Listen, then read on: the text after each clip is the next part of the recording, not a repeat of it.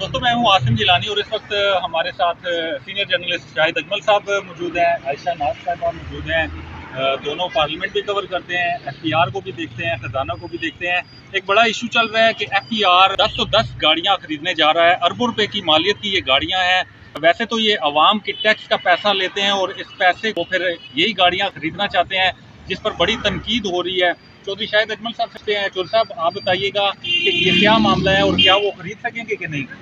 देखिए जिलानी साहब, पहली बात तो ये है कि FPR जो है अभी तक पहली शिशमाही जो है 530 अरब रुपए का खसारा चल रहा है जो उन्होंने रेवेन्यू इकट्ठा करना था। अब ये उन्होंने 1010 गाड़ियां खरीदने का जो फैसला किया है, असल में इसके पीछे एक पूरी गेम है। अगर आप इस गेम को समझें तो मैं आपको ये बताऊं कि होंडा सिटी गाड़ियां खरीदी जा रही हैं और टेंडर में ये लिखा गया कि हमें 1200 सीसी गाड़ी चाहिए। अब वो होंडा सिटी से उन्होंने खरीदने का ये जो है तय कर लिया है होंडा कंपनी से। अब टोयोटा वाले जो हैं उन्होंने एक और सेनेटर हैं फैसल वाडा, उनको एक्टिव कर दिया है। उन्होंने सेनेट की कायमा कमेटी के अंदर इस इशू को उठाया है कि जी ये एक ही कंपनी से क्यों ली जा रही है, और दूसरी जो कंपनी है उनके हक में ख्वाजा आसिफ साहब ने बयान जारी कर दिया है। ख्वाजा आसिफ साहब ने कहा है जी कि ये उसके पीछे दूसरी कंपनी एक्टिव हो गई है। अब इससे तो वाज़ेह होता है कि दोनों जो एक वजीर साहब हैं, वजीर दिफा का गाड़ियों को खरीदने से या FBR से ताल्लुक़ क्या है, इस पर बयान जारी करे तो वजीर ख़जाना करें। लेकिन ये हुआ इस तरह है कि वजीर दिफा साहब इस पर कूद पड़े हैं। अब फैसल कल भी जो कमेटी का इजलास हुआ उसके अंदर मुँह मारी हुई है चेयरमैन FBR की और फैसल वाडा की। फैसल वाडा ने फिर कहा जी मुझे जो FBR के आला अफसरान हैं उनकी तरफ से कत्ल की धमकियां दी गई हैं कि मुझे जान से मारा जाएगा। बाद में जब चेयरमैन FBR ने कहा ये बड़ा सीरियस मामला है, इसकी तहकीकात होनी चाहिए, तो उन्होंने कहा नहीं जी ये मेरा ज़ाती मामला है, इसको ख़त्म कर दें। तो यानी ये इसके पीछे वो कंपनियां जो गाड़ियां बनाने वाली हैं वो एक्टिव हो चुकी हैं। नो डाउट इसमें कोई शक नहीं है कि जब आप एक स्पेसिफिक एक कहेंगे कि 1200 सीसी गाड़ी पाकिस्तान में सिर्फ 2 कंपनियां बना रही है, या होंडा बना रहा है होंडा सिटी जो है, या स्विफ्ट बन रही है जो सुजुकी की तरफ से बन रही है।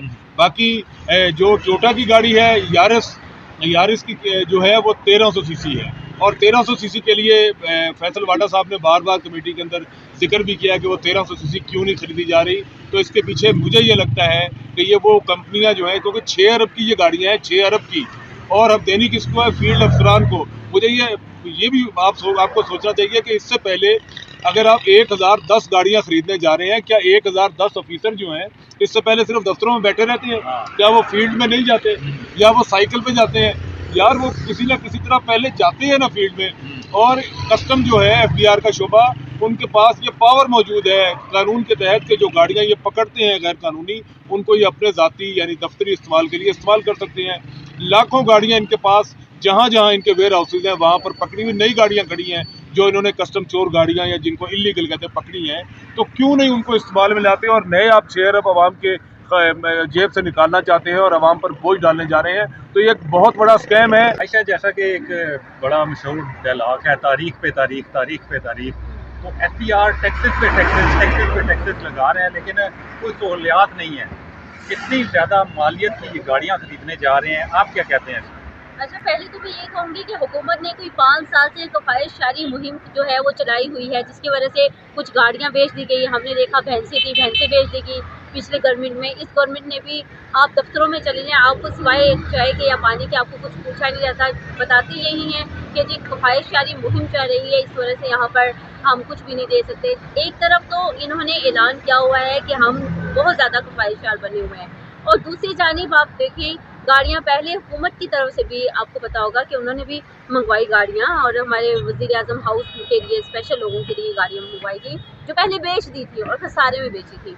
अब दोबारा जब FBR गाड़ियाँ खरीद रहा है, और वो गाड़ियाँ भी 1200 सीसी खरीद रहा है, सिर्फ बात गाड़ियाँ खरीदने की नहीं है, उसके अंदर जो फ्यूल डलेगा वो उसका वज़न किस पे आएगा? उसका वज़न भी आवाम पे आएगा। और जिस तरह आप देखें तनख्वाहदार तबके के ऊपर जितने टैक्स लगाए जा रहे हैं, जिसकी 50,000 या 1 लाख सैलरी है, उसकी सैलरी में से पैसे डिडक्ट करके आप उनको उतने पैसे दे रहे हैं, वो अपना घर बार नहीं चला पा रहा है एक आम आदमी।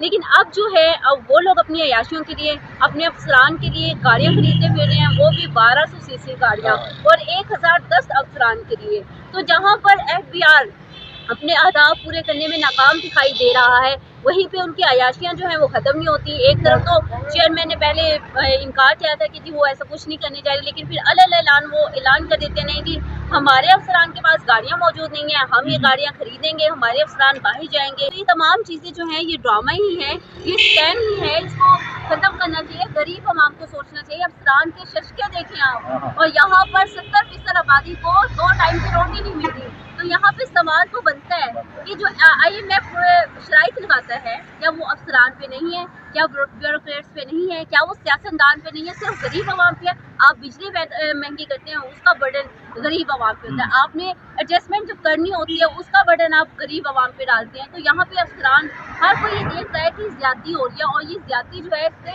मैं ये कहती हूँ कि आवाम हमारी ज़्यादा देर तक खामोश रहने वाली नहीं है। जिस तरह इनकी अयाशियाँ हैं, उन अयाशियों को ख़त्म होना चाहिए। और जैसे आपने कहा कि पहले भी उनके अफसरान के पास क्या गाड़ी नहीं है, क्या वो नहीं जाते फील्ड में, तो बिल्कुल यही बात है कि अब वो नई गाड़ियाँ क्यों खरीद रहे हैं। सबसे पहले तो मुझे लगता है कि वज़ीर-ए-आज़म शहबाज शरीफ को इसका नोटिस लेना चाहिए। शाहिद अजमल साहब, आप क्या समझते हैं कि ये मामला अब किस तरफ जाएगा, और इसके पीछे कौन है कि जो बज़िद है कि ये गाड़ियाँ लेनी? देखिए, इसके पीछे मेरे ख्याल में इसके पीछे जो है असल में गाड़ियाँ तो FBR ने खरीदनी है अपने अफसरान के लिए। और जिस तरह राशिद लंगड़ियाल जो चेयरमैन FBR है उन्होंने कहा, और इन गाड़ियों का फ्यूल 2 अरब रुपए का सालाना जो है सिर्फ फ्यूल इन गाड़ियों का होगा। तो ये एक तो ये बात है। इसके आप कह रहे हैं कि इसके पीछे कौन है, इसके पीछे FBR है।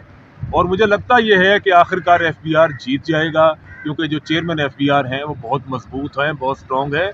उनके पीछे जो है वो इस हुकूमत के बड़े बड़े जो वज़रा हैं और वज़ीर-ए-आज़म तक के साथ उनके ताल्लुकात बताए जाते हैं। तो लगता ये है वो ये गाड़ियाँ ले जाएंगे। और इसके पीछे असल में कंपनी है, वो कंपनी है जो ये अपने अरबों रुपए जो है इन गाड़ियों से कमाई। अच्छा, आप जिस तरह गवर्नमेंट का नाम ले रहे हैं, अभी तो पीका एक्ट भी मंजूर हो गया, देखिएगा कहीं हम तीनों ही अंदर ना हो जाएं, तो इस पर क्या कहेंगे? देखिए, कमेटी के अंदर वाज़ेह तौर पर नज़र आता है, हम तो कमेटी कवर करते हैं, यानी जो कंपनी इस कंपटीशन में नहीं है वो टोयोटा है जो 1300 सीसी गाड़ी बना रही है, तो कुछ दूसरी कंपनियां हैं, लेकिन वाज़ेह तौर पर नज़र आता है कि कौन किसके लिए काम कर रहा है। और वज़ीर दिफा बताएं ना कि उनका क्या ताल्लुक बनता है वज़ारत ख़ज़ाना के एक इशू के ऊपर, वो अपने बयान जारी करें। उनको भी चाहिए ना कि वज़ीर ख़ज़ाना बयान जारी करते। अब चेयरमैन FBR भी डटे हुए हैं कि हम गाड़ियाँ लेंगे। कल हालांकि उन्होंने ये कहा है कि फ़िलहाल हमने मामला डेफर कर दिया है, और पेपरा को बुलाया गया है कि क्या पेपरा रूल